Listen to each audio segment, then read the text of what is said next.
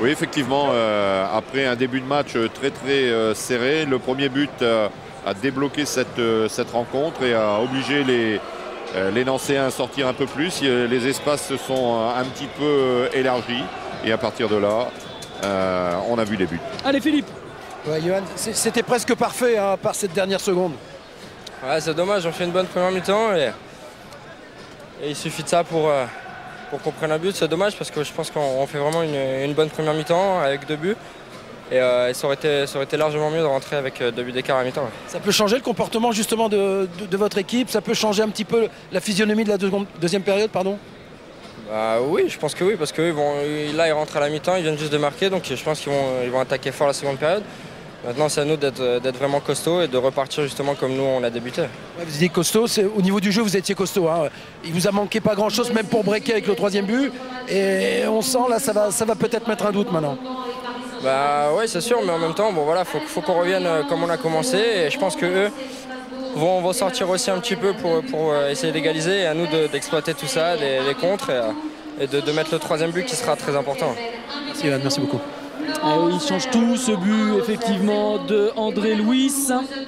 On y reviendra tout à l'heure. On va revoir les temps forts de cette première période avec, on le disait, Nancy qui avait plutôt mieux attaqué la première période. Avec cette première frappe sur coup de pied arrêté de Gavanon, il y en aura quelques-uns de coups de pied arrêtés, notamment celui qui a amené le but pour les Nancéens en fin de première période. Mais c'est surtout les Lillois grâce à, là on l'a vu, la position d'Aubragnac dans le dos du milieu de terrain qui amène Berrien en position de centreur sur le côté droit et ce centre amène la faute de Biancalani sur Lichtsteiner. Penalty que va transformer Michel Bastos grâce à un bon pied gauche enroulé. Du poteau fort, donc là. Brasiliano qui était parti du bon côté, qui avait repoussé un penalty monégasque il y a un petit mois de cela. À Nancy, ouais, la main est pas loin. Hein. Oui, tout à fait, mais quand c'est frappé aussi fort, c'est très dur pour le gardien, à moins vraiment de partir avant. Et les Lillois vont continuer, je veux dire, avec ce jeu et notamment cette frappe de Johan Cabaye de loin, avec un ballon qui bouge beaucoup et qui a failli se terminer au fond des filets.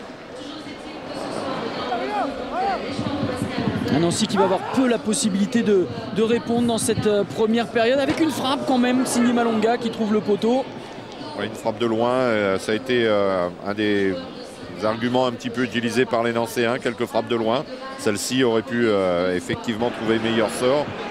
Mais les Lillois vont continuer à insister. Changement de Mavouba, changement d'aile pour Lichtsteiner qui va revenir à l'intérieur, pied gauche. Un centre mal dégagé par André Louis et avec beaucoup d'opportunisme. David Miralas double la mise pour les Lillois. Et là, on pensait que les Lillois avaient fait le plus dur. Semblait pas très en danger par rapport aux actions nancéennes. Et malheureusement pour eux, ils vont se faire surprendre. On revoit là, le but et cette action de Lichtsteiner.